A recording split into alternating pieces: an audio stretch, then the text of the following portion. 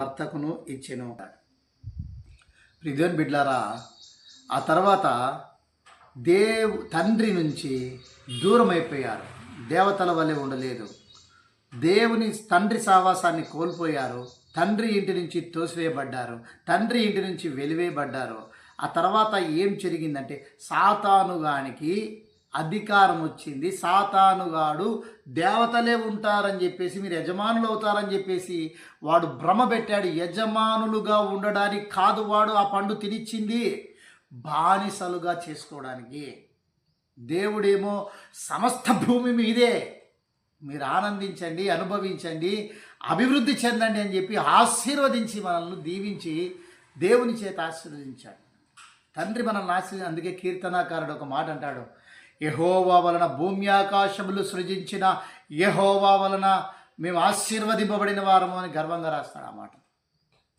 చూసారా, గర్వంగా అంటే ఉప్పొంగుతో రాస్తాడు. మాకు మించిన వారు ఎవరున్నారు ఈ భూమి పైన, నాకు మించిన వారు ఎవరున్నారు.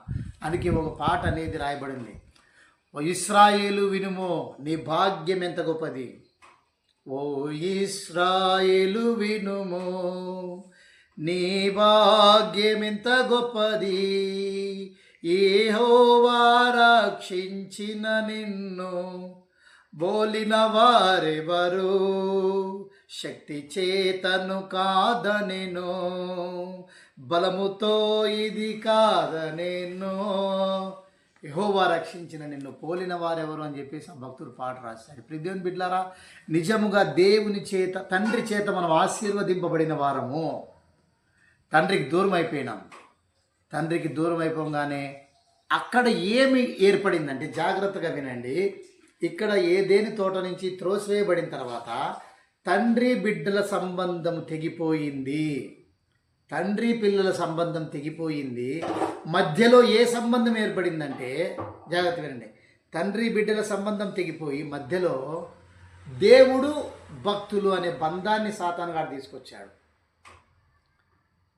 జాగ్రత్తగా అర్థమైంది. మరొకసారి చెప్తున్నాను, ఏదేని తోట నుంచి త్రోసివేయబడిన తర్వాత తండ్రి పిల్లల సంబంధము దూరం అయిపోయింది. ఆ సంబంధాన్ని, సావాసాన్ని తెంచాలని సాతానుగాడు వచ్చినాడు.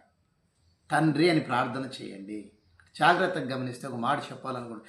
ఏదేని తోటలో తండ్రి బిడ్డల సావాసాన్ని సాతానుగాడు దొంగలించి మరణాన్ని తెచ్చి ఆ తర్వాత శాపాన్ని తెచ్చేసి, వాడు అధికారులుగా ఉంటారు, మీరు యజమానులుగా ఉంటారు, మీరు దేవతల వల్లే ఉంటారని అబద్ధం చెప్పి వాడు బానిసలుగా చేసుకున్నాడు పాపానికి.